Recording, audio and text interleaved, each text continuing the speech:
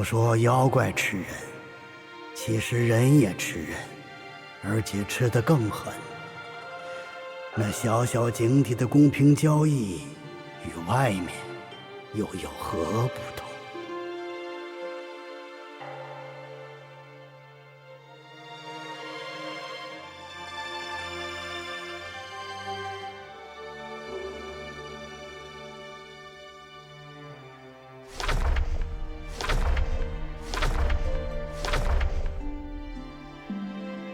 这大公鸡乃毗蓝菩萨之子，名卯日星官。